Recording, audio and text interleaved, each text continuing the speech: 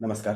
R-T 2026 म्हणजेच येणाऱ्या शैक्षणिक वर्षात आर-टी मार्फत ॲडमिशन घेऊ इच्छिणाऱ्या पालकांसाठी हा व्हिडिओ आहे. या व्हिडिओमध्ये जी कागदपत्रांची मी लिस्ट सांगितली होती, ती कागदपत्राची सखोल चर्चा आपण करणार आहे. म्हणजे जन्माचा दाखला सांगितलाय, तर तो जन्माचा दाखला कसा पाहिजे? काय त्यामध्ये काळजी घेतली पाहिजे? कोणत्या-कोणत्या गोष्टीला लक्ष दिलं पाहिजे? हेही बोलूया. सोबत उत्पन्नाचा दाखला असेल, तर त्यावरती कोणकोणत्या गोष्टीवरती तुम्ही काळजी घेतली पाहिजे? काय गोष्टी चुकू शकतात? याबद्दलही चर्चा करणार आहोत. सोबत ज्यांचं कास्ट सर्टिफिकेट आहे, जे स्पेशल कॅटेगरीमध्ये येतात, त्यांनी कास्ट सर्टिफिकेट कशा प्रकारचं काढायचं त्याची सखोल आपण माहिती घेणार आहोत आणि रहिवासाच्या पुराव्याची ही सखोल चर्चा आपण करणार आहोत. त्यामुळे व्हिडिओ शेवटपर्यंत पहा आणि तुमच्या जे कोणी पालक किंवा मित्र असतील ज्यांचे पाल्य, ज्यांचा जन्म 2019 जुलै 2019 च्या नंतर आणि डिसेंबर 2022 पर्यंत झालेला असेल, म्हणजे 19 ते 22 पर्यंत जन्मलेले ज्यांची मुलं असतील, त्यांच्यापर्यंत हा व्हिडिओ जाऊ द्या. कारण त्यांनाही कमीत कमी 8 ते 10 लाखाचा त्यांच्या शिक्षणावरचा खर्च वाचणार आहे. आर-टी सारख्या योजनेमधनं सहभाग नोंदवून जर त्यांचा नंबर आर-टी मार्फत लागला तर. त्यामुळे व्हिडिओ शेवटपर्यंत पहा आणि त्या मित्रांपर्यंत पोहोचवा. सोबतच आर-टीचे ॲडमिशन्स कधी सुरू होत आहेत, फॉर्म्स कधी भरायचे, त्यामध्ये कागदपत्राचं काय आणखी त्रुटी असू शकते का? याच्या वेळोवेळी अपडेटसाठी एक WhatsApp चॅनल ग्रुप मी बनवलेला आहे. ते नाममात्र शुल्क ₹100 साठी आहे. ते ₹100 शुल्क भरून तुम्ही तो ग्रुप जॉइन करू शकता. लिंक मी डिस्क्रिप्शन बॉक्समध्ये किंवा कमेंट बॉक्समध्ये देत आहे. चला तर मग माहितीला सुरुवात करूया. मित्रहो, आर-टीमध्ये सगळ्यात महत्त्वाचा कागद किंवा फॉर्म भरत असताना जर का तुम्हाला कोणता कागद लागत असेल, तर तो केवळ एकच कागद आहे. तुम्हाला ऐकून आश्चर्य वाटेल, की फॉर्म भरताना केवळ एकच कागद तुमच्यासोबत राहणं गरजेचं आहे. ते म्हणजे जन्माचा दाखला. आधार कार्ड सुद्धा नाही, जन्माचा दाखला. आता तो जन्माचा दाखला कसा पाहिजे, तो मी थोडक्यात तुम्हाला दाखवतो. हा माझ्या पाल्याचा जन्माचा दाखला आहे. तुम्ही पाहू शकता. आता ह्या जन्माचा दाखला पी-डी-एफ स्वरूपात पण मी दाखवू शकलो असतो. पण प्रत्यक्षरित्या हा असा दिसतो आणि असाच जन्माचा दाखला पाहिजे. मग तुम्ही म्हणाल तर जन्माच्या दाखल्यात काय फरक असतो? तर काही भागात म्हणजे तुम्ही टायर 2 म्हणजे ग्रामीण भागात किंवा अ, अ, अ, तालुक्याच्या ठिकाणी जर गेलात, तर जन्माचा दाखला हस्तलिखित मिळतो. तर तो जन्माचा दाखला यामध्ये चालत नाही. तुम्हाला जो पाहिजे तो महानगरपालिका किंवा ग्रामपंचायतमधून अशा प्रकारे ऑनलाईनचा जन्माचा दाखला काढलेला पाहिजे. ज्यामध्ये क्यूआर कोड असणं गरजेचं आहे. ऑनलाईनमध्येही बरेचसे प्रकार आहेत, परंतु क्यूआर कोड असलेला जन्माचा दाखला काढणं गरजेचं आहे. आता याच्यासोबत आणखीन काय-काय गोष्टींची काळजी घ्यायची आहे, तर सखोल चर्चा आपण करणार आहोत. पहिलं तुम्हाला पाहायचं त्याचं नाव. त्याचं जे नावाची स्पेलिंग आहे ती दुरुस्त आहे का? तुम्हाला जी पाहिजे तशीच आहे का? कारण जन्माचा दाखला काढते वेळेस आपण जास्त लक्ष दिलेलं नसतं आणि मग ॲडमिशनच्या वेळेस आपलं लक्ष जातं. मग नावाची स्पेलिंग जर बरोबर आहे का ते पाहायचंय आणि तुम्ही जर आधार कार्ड काढला असेल, तर त्या आधार कार्डवरती पण नावाची स्पेलिंग म्हणजे त्याच्या नावाची स्पेलिंग, त्याच्या वडिलांच्या, त्याच्या सरनेमची स्पेलिंग किंवा मराठीत जे नाव आहे, काना, मात्रा, वेलंटी. तसं पाहायला गेलं तर काना, मात्रा, वेलंटीला इतकासं महत्त्व दिलं जात नाही. जे महत्त्व आहे ते केवळ स्पेलिंगसाठीच आहे. आता कुणाचं सरनेम अगोदर असेल, सरनेम नंतर असेल, तर त्याची काळजी करू नका. पण केवळ तुम्ही स्पेलिंग्ज पहा. त्याच्यानंतर सेकंड महत्त्वाचं आहे त्याचं लिंग. काही ठिकाणी चुकून झालेलं असतं पुरुषचं स्त्री, स्त्रीचं पुरुष. त्याची चौकशी करून घ्या. आधारवरती बघून घ्या. सोबतच डेट ऑफ बर्थ म्हणजे जन्मतारीख जी आधारवरती आहे तीच ह्याच्यावरती आहे का? कारण ह्याच्या जन्माच्या दाखल्यावरूनच आधारवरती जाते बहुतांश. त्याच्यानंतर आईचं नाव. आईचं नाव जे इथं दिलेलं आहे आणि आईच्या आधारवरती जे नाव आहे, ते मॅच करणं गरजेचं आहे. स्पेलिंग तीच असणं गरजेचं आहे. त्याच्यानंतर वडिलांचं पूर्ण नाव. वडिलांचं नाव त्यांच्या आधारवरती जे नाव आहे वडिलांच्या आणि तुमच्या पाल्याच्या आधारवरती जे नाव आहे ते असणं. स्पेलिंग मिस्टेक होऊ नये. मागे-पुढे असलं तरी चालेल म्हणजे सरनेम अगोदर. तर ह्या सगळ्या गोष्टी आहेत. केवळ इतकंच, की त्यांचं नाव, लिंग, त्याच्यानंतर जन्माचा तारीख, त्यानंतर आईचं नाव आणि वडिलांचं नाव. आणि हा क्यूआर कोडचा जन्माचा दाखला. तर हे झालं जन्माच्या दाखल्याच्या बाबतीत. केवळ एवढाच कागद जर तुमच्याजवळ असेल, तर तुम्ही फॉर्म भरू शकता. हीच त्यामधली खासियत आहे. आता दुसरा महत्त्वाचा कागद म्हणजे ज्यामध्ये की उत्पन्नाचा दाखला येतो. आता तुम्ही ओपन कॅटेगरीमधनं येत असाल, तर खुल्या वर्गातील पालकांना त्यांचा जन्माचा दाखला देणं गरजेचं आहे. आता हे जन्माचा दाखला थोडासा मी मोबाईलमध्ये आहे माझ्याकडे, ह्या प्रकारचा आहे. तो मी स्क्रीनवरती दाखवतोय. तर या जन्माच्या दाखल्यामध्ये काय-काय गोष्टी महत्त्वाच्या आहेत. तर तुमचं नाव, आता जनरली मराठीत नाव कधीतरी चुकू शकतं काना, मात्रा, वेलांटी तर त्याची काळजी करू नका.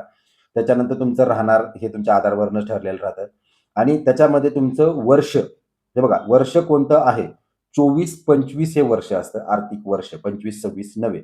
24-25 ह्या आर्थिक वर्षासाठी दिलेला जो दाखला आहे आणि वार्षिक उत्पन्न हे 1,00,000 नसून 1,00,000पेक्षा कमी पाहिजे. म्हणजे काय?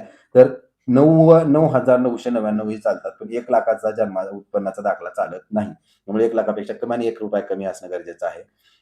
आणि वार्षिक वर्ष हे आणखी महत्वाचं आहे. 24-25, 25-26 आणखीन संपलेलं नाहीये. 26 वर्ष आता मार्चला संपतं. त्यामुळे 24-25चा जन्माचा दाखला असणं गरजेचं आहे. हा खूप मोठा प्रश्न पालकांमध्ये असतो. त्याच्यानंतर शेवटी त्याच्यामध्ये दिलेलं हे प्रमाणपत्र 31 मार्च 2023 पर्यंत वैध राहील. म्हणजे हेही तपासून घेणं इतकंच महत्त्वाचं आहे, की कोणत्या वर्षासाठी काढलंय आणि कधीपासून कधीपर्यंत वैध आहे. मग परत पालकांना कन्फ्युजन असतं, की ॲडमिशन्स जुलैमध्ये होतात, जून-जुलैमध्ये होतात. कागदपत्र तर मार्चमध्ये संपतात. मग पुढच्या वर्षी काढायचं का? तर तसं नाहीये. ॲडमिशन प्रक्रिया ही मार्चच्या अगोदरच संपते. त्यामुळं मार्च-एप्रिलपर्यंत संपते. त्यामुळे तुम्हाला हा 31 मार्च 2026 पर्यंत वैध असलेला उत्पन्नाचा दाखला लागतो. मग हा दाखला तुम्ही कधी काढायचा? आताही काढला तरी चालेल. तहसील ऑफिसचा ऑनलाईनचा जन्माचा दाखला अशा प्रकारचा तुमचा असणं गरजेचं आहे. हे झालं जन्माच्या दाखल्याबाबत. आता कास्ट सर्टिफिकेटच्या बाबतीत मी बोलतो, की जनरली कास्ट सर्टिफिकेट वडिलांचं ऑनलाईन प्रणालीद्वारे असेल किंवा ऑफलाईन काढलेलं असेल. आता माझं जे कास्ट सर्टिफिकेट काढलेलं आहे ते 1999 किंवा 2000-2002ला काढलेलं आहे. तर त्यावेळेस ऑनलाईन प्रणाली नव्हती. म्हणजे हस्तलिखित कास्ट सर्टिफिकेट्स होते. तेही चालतात. मग तुमचं हस्ताने लिहिलेलं कास्ट सर्टिफिकेट असेल आणि किंवा तुम्हाला जे कास्ट सर्टिफिकेट आहे ओरिजिनल सापडत नसेल, तरीही चालेल. तुमचं जे काही ओरिजिनल नसेल, जे फोटोकॉपी केली आहे त्याला अटेस्टेड करा. तेही कास्ट सर्टिफिकेट चालतं. एस-सी-बी-सीसाठी आता एक नवीन सुविधा दिलेली आहे. ई-डब्ल्यू-एस आणखीनही त्यामध्ये काही नाही नवीन नियमामध्ये काय असणार आहे ते सांगता येत नाही. परंतु ओ-बी-सी, एस-सी आणि एस-टीसाठी कास्ट सर्टिफिकेट असणं गरजेचं आहे. आता कास्ट सर्टिफिकेट व्हॅलिडिटीची गरज नाही आणि हे कास्ट सर्टिफिकेट कुणाचं पाहिजे? तर परत एकदा सांगतो, कास्ट सर्टिफिकेट हे वडिलांचंच पाहिजे. त्यामुळं कास्ट सर्टिफिकेटसाठी तुम्हाला घ्यायची काळजी ही आहे. आता तिसरा महत्त्वाचा कागद म्हणजे रहिवासीचा पुरावा. जर तुम्ही तुमच्या नावाचं मालकी हक्काचं घर असेल, तर तुम्हाला त्या जागेची रजिस्ट्री आता मालकी हक्क कुणाचा? पाल्याच्या वडिलाच्या नावाचा किंवा आईच्या नावाचा किंवा पाल्याच्या आजोबाच्या नावाचा किंवा आजीच्या नावाचं जरी घर असलं तरीही चालतं. पाल्याच्या चुलत्याच्या नावाचं म्हणजे तुम्ही वडील आहात आणि तुमच्या भावाच्या नावावर घर असेल तरीही चालतं. तुम्ही वडील आहात आणि तुमच्या भाऊजाई किंवा तुमच्या भावाच्या पत्नीच्या नावावर असेल, तर ते चालणार नाही. जर नाव त्यांचं तिकडचं असेल तर. नाव इकडचंच असेल तरी चालेल. सेम सरनेम असणं गरजेचं आहे.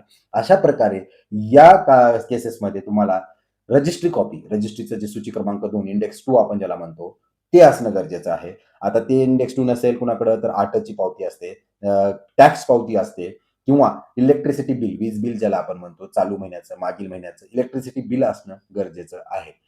याच्यासोबतच तुम्ही आधार कार्डही देऊ शकता. आधार कार्डवरती तो पत्ता असेल, चांगली गोष्ट आहे. नसेल तरी हरकत नाही. पण जर तुम्हाला आधार कार्ड पुरावा म्हणून देत असाल, मालकी हक्काचा पुरावा म्हणून आधार कार्ड देत असाल, तर आधार कार्ड नुसतं चालणार नाही. आधार कार्ड सोबत तुम्हाला लाईट बिल, रजिस्ट्री किंवा रेशन कार्ड यापैकी एक कागद तुम्हाला देणं गरजेचं आहे.